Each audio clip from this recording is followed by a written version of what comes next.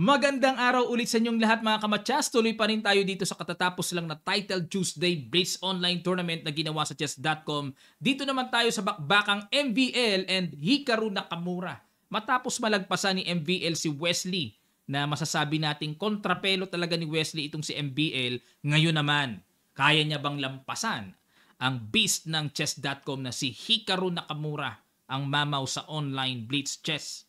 Aalamin natin yan at sa end part ng video, papakita ko po sa inyo ang standing nila. Ang ginawa ni MVL nag-E4, E5 si Naka, Knight F3, Knight C6, pinasok ang Ruy Lopez. Inilabas ni Naka ang paboritong Berlin variation ni Wesley. Paborito ni Wesley itong ginamit niya. Nag-castle, Knight X, E4, D4, pinasok yung early queen to queen variation. No? Gustong-gusto ni Wesley yan sa black. Knight C3, Bishop D7, H3, H6 para walang kulit-kulit lundag in the future. At nag-B3. Ayan, simple lang ang gusto ni MVL. Mag-develop ng fianchetto. King C8, umilag na sa pressure ng D-file. Bishop B2, nag-A5 para pag lumundag ang knight sa E4. May A4 na panggulo. Binalak kagad ni MVL para hindi na hayaang makatulak pa. At nag-B6, magtatago na, hihimlay na ang king sa kapayapaan sa B7 square. Pero ayaw payagan ni MVL, nililigalig niya. Sige, magtago ka dyan, mabibitawan mo bishop mo. Ayan. So dito nag-knight E7, mukhang ang bishop ititira sa F5 para i-transfer ng may purpose. Pero hindi pinansin, no? Nag-rook FE1 at nag-knight G6 para pakawalan ang development ng light square bishop at iyang knight G6 na yan ang new move, novelty. Ngayon pa lang naitala sa chess.com opening database dahil ang mga naitala na dito ay C5. Ayan, isa lang pala, C5 tapos siguro magbi-bishop C6, mga ganong timing or knight C6, knight B4. Ayan, pero dito tayo sa new move, knight G6, knight E2. Ayan. Ito pong knight E2, nilagyan ni Stockfish ng bad move, no? Itong knight E2, pero kung titignan natin sa kanyang running evaluation engine, knight E2 naman ang recommended move niya. Pero binad mo ba niyan sarili niyang tira? Ayan, mukhang may error ngayon kay Stockfish. Yung ano lang naman, yung evaluation mark lang naman. Nag C5, ayun. Ito, nilagyan niya ng brand X, pero ito rin ang recommended move niya. Sabihin, hindi brand X yan, good move yan. H4, ayan, para mag-H5. Yun nga lang, nagkaroon ng buta sa G4 square. Sinundot ka agad ni Naka. Knight H2, good move naman ang ginawa. Para may counter attack. Ayun, para di masayang ang tempo, napasubo na, kinapture na yung knight. At nag-knight F4, sumugod ulit. Yun, dapat daw kinapture na lang yung pawn sa H4. Diba? Sabi ng mga kilala nating veterano, sayang yan, lamang tiyan din yan. Diba? Hindi kinain Ang ginawa, knight F4, threat sa torre at nag-rook E4, knight E6. Yan lang pala gustong mangyari dito ni Naka. Makontrol niya yung possibility na maka-E6 ang puti, na maka-break ng luwag-luwag ang puti. So, binalak niya talaga. At nag-knight F1, syempre, principle of worst piece. Lagi nating oobserbahan yan sa ating position. Sino ba ang walang trabaho? Lagyan ng duty, kaya yung knight nilagay sa F1 para maghanap ng trabaho. Pwedeng sa E3 or sa G3. Nag-H5, ayan, space naman sa king side. G3, binad mo ba niya, pero ito po ang kanyang recommended move sa engine. Error lang ngayon, error lang yung ano na yan, yung, hindi bad move yan. Correct nga yan G6, rook E1, C4, ayun, bumasag na si Naka. Pang-pa-weekend ng queenside pawn structure at the same time, magamit ang bishop somewhere sa C5 o kaya sa B4. Timing lang. B takes C4, King B7, Knight E3. Ayan. Ito tunay na bad move na siguro, no? Kasi base kay Stockfish, Knight D2 ang kanyang trip dito. Mukhang ililipat doon sa E4 at ayun, may mga weak squares kasi sa F6 and G5 Balik tayo sa Knight E3, Bishop C5, Knight D5, Rook A D8. Ayan. Dapat daw yung isa ang ilagay dyan. Grabe ang selan naman. At nag-knight F4, hamon ng knight to knight. Bishop B4, nang kulit muna si Naka. Ayun, knight takes E6, good move. F takes E6, nag C3, Bishop E7, and Bishop C1. Ayan, bilangan tayo ng pawns. Lamang ng isang pawn dito ang puti. Pero double pawn pa rin si MBL. Medyo hindi pa mararamdaman talaga yung lamang eh. Nag-king C6. Kasi endgame na, king must be active and timing lang na kapag wala yung bishop dyan, pwede nang mag-king C5, mapitas ang pawn sa C4. Hindi pa kasi pwedeng mag-king C5 dahil anytime may mga sundot-sundot, madadali ang bishop sa likod. Pero kung accurate daw ang pag-uusapan, ipako muna yung bishop sa C5, pressure muna sa F2 pawn. Okay? Pero dito tayo sa king C6, nag-bishop E3, inunahan na tuloy. Bishop C5, tinuloy pa rin ni Naka and nag-bishop D4, rook H7. Okay, dito ha, baka mamaya mainganyo kayo sa mga kain-kain, hindi ko matutukan, kain na lang ng kain ang nasa isip natin mga kamatsas. Pag kinapture mo yan, papabor yan sa puti dahil yung kanyang worst double pawn na-converte ng maganda. Diba? Tinutulungan ba natin ang position ng kalaban natin o kailangan yung position natin ang tulungan natin para manalo? So wag capturing yan. Nag-rook H7. Ang simple idea ay to make battery sa D-file. King G2, battery, rook E4 para sapatan ang depensa sa bishop. Nag-king B7. Another bad move. Umuulan ngayon ng markang bad move. Check natin, mali ang bad move na simbolo.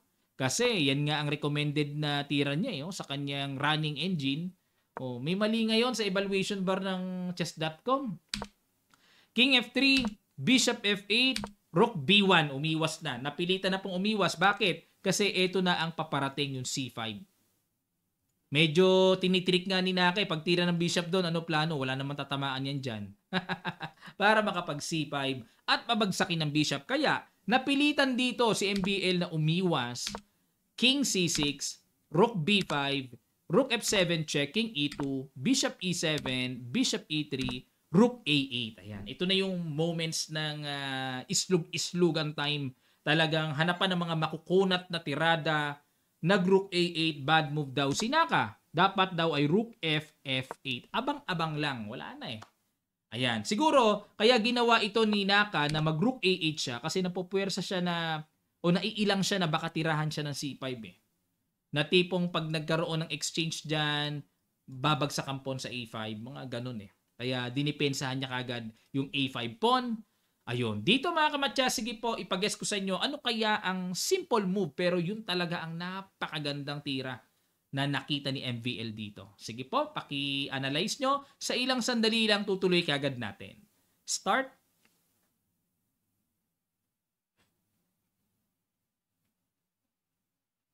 Maraming salamat, congrats sa mga nakakita ng very wise move, C5.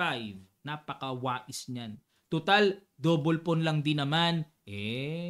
Ibigay mo na para makapangwasak. Bishop D8. Ayan, hindi kinapture eh. Kasi baka mapatanong kayo, coach, ba't di kinapture yan? May bishop naman ah. Mag-rook C4. Paano kung mag-king D5, coach? Mag-king D3. Paano kung mang-istorbo C6? Matchas! Matchakaw ang kauuwian. Ganda ng pagkamate, no? Grabe, oh. Biri nyo, ano tawag dito? Nailibing sa gitna. Antindi. Ganda ng pagkamate nun.